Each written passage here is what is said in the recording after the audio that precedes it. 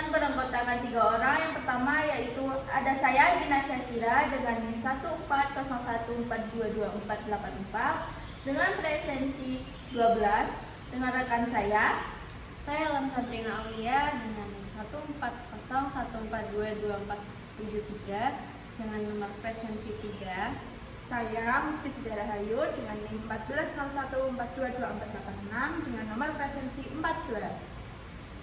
Video ini kami buat untuk memenuhi tugas mata kuliah profesi keguruan dengan dosen pengampu Dr. Randos Ahmad Junaidi MPD, dan harapan kami sebagai calon guru SD dalam menyongsong Indonesia Emas 2045. Melalui video ini, kami akan memaparkan visi dan misi sebagai guru di masa depan, sekaligus tantangan dan hambatan yang kami prediksi akan dihadapi di dunia pendidikan dasar, beserta solusi yang kami yakini bisa diwujudkan bersama. Yang pertama, kami akan membahas visi kami sebagai guru SD. Visi kami sebagai guru SD adalah membentuk generasi emas yang unggul dalam berkarakter, literasi, dan adaptif terhadap zaman. Kami ingin menjadi guru yang tidak hanya mengajarkan ilmu, tetapi menanamkan nilai dan harapan pada setiap anak agar mereka tumbuh menjadi pembelajar sepanjang hayat dan pemimpin masa depan Indonesia. Kemudian untuk mewujudkan visi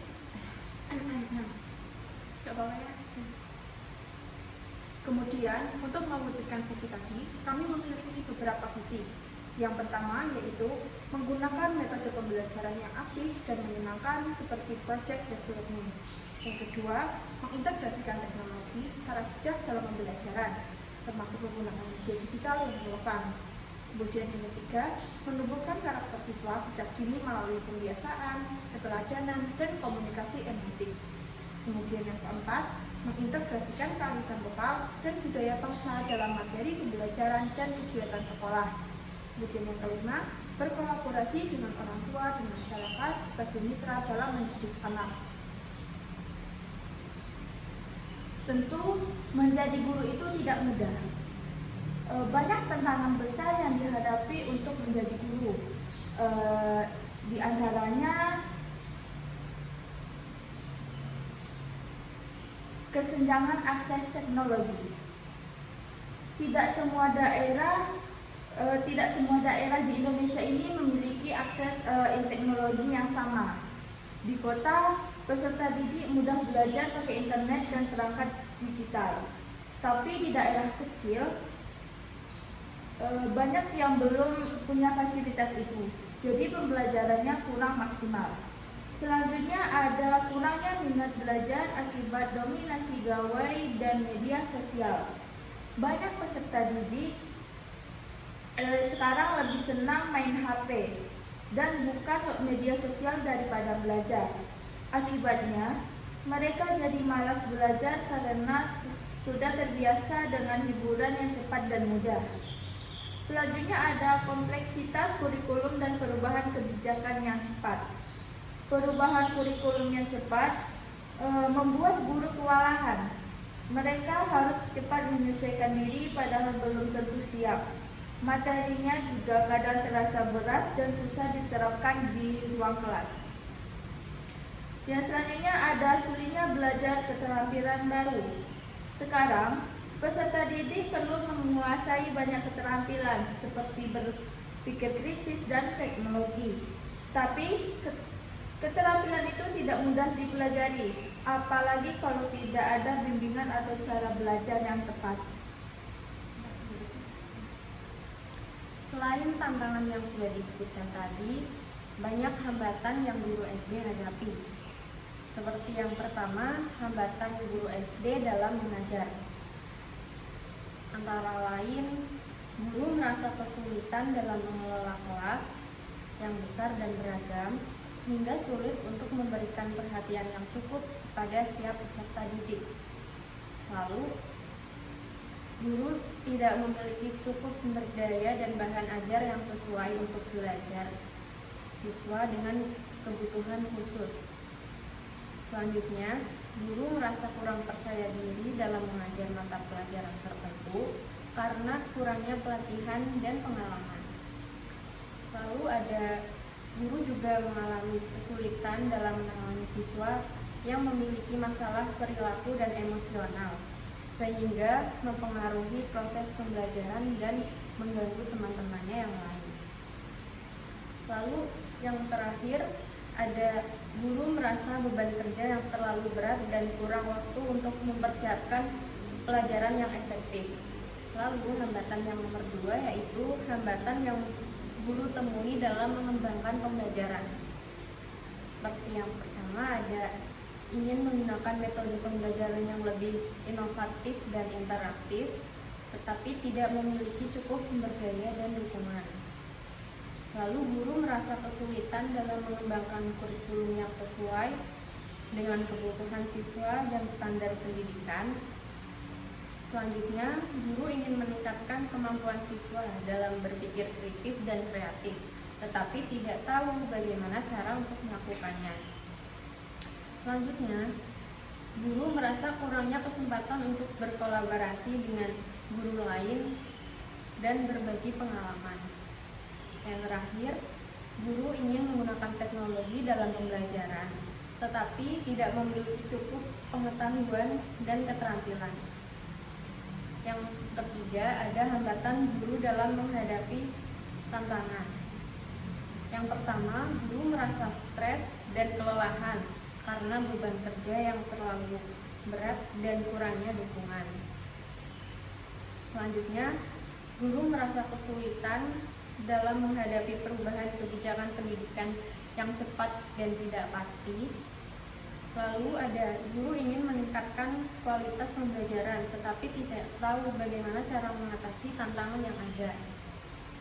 Yang selanjutnya, guru merasa kurang pengakuan dan penghargaan atas kerja keras sebagai guru. Dan yang terakhir, guru ingin memiliki kesempatan untuk mengembangkan diri dan meningkatkan kemampuan profesionalnya. Kemudian, dari hambatan dan tantangan tadi terdapat beberapa solusi. Yang pertama yaitu kolaborasi antar guru.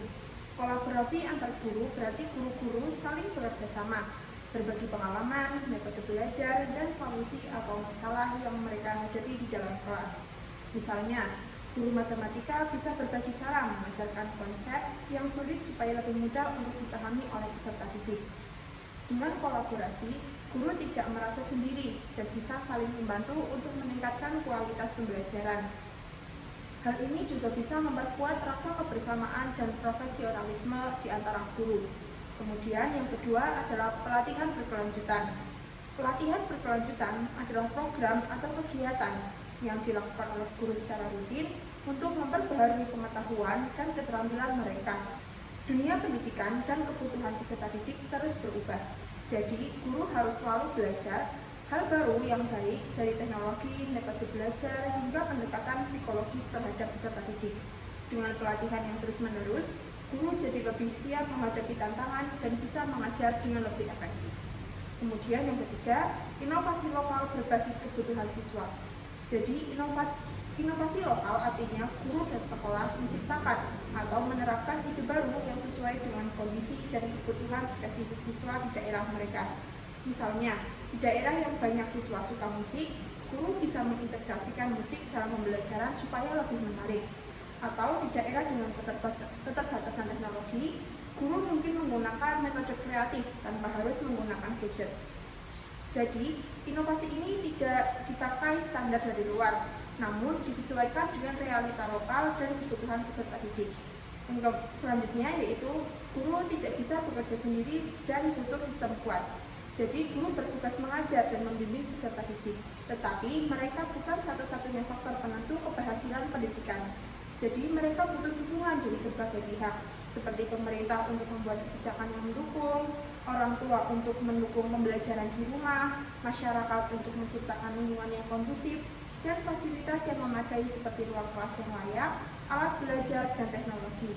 Jika guru bekerja sendiri tanpa dukungan ini, maka sulit untuk mencapai hasil belajar yang maksimal karena banyak kendala yang mereka hadapi.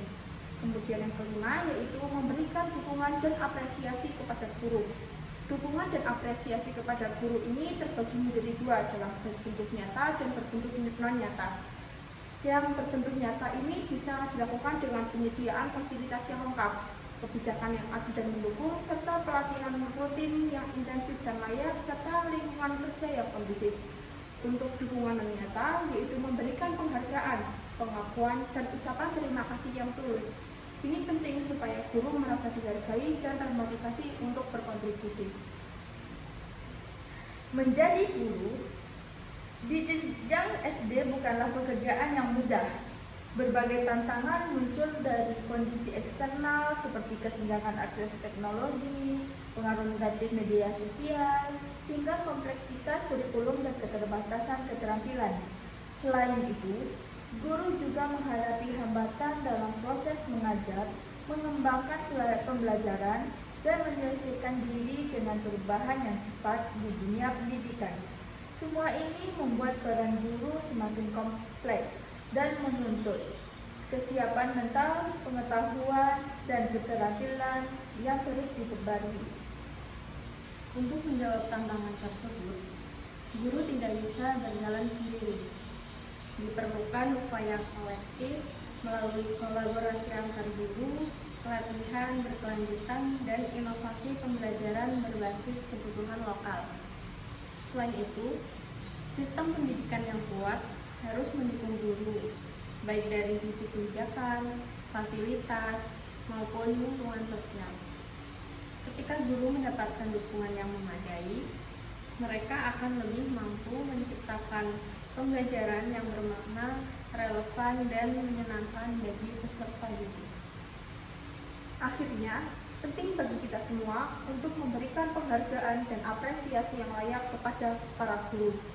Dukungan moral dan material akan mendorong mereka untuk terus berkembang dan semangat menjalankan tugas mulianya. Karena pada akhirnya, guru bukan hanya pengajar, tetapi juga penggerak perubahan dan penentu masa depan generasi bangsa.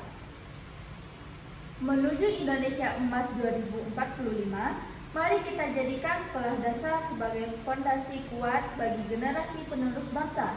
Bersama, kita bisa memastikan bahwa pendidikan bukan hanya hak, tetapi juga harapan yang nyata. Kami siap menjadi bagian dari perubahan itu. Bagaimana denganmu? Sekian video dari kami. Apabila ada kekurangan, kami mohon maaf. Wassalamualaikum warahmatullahi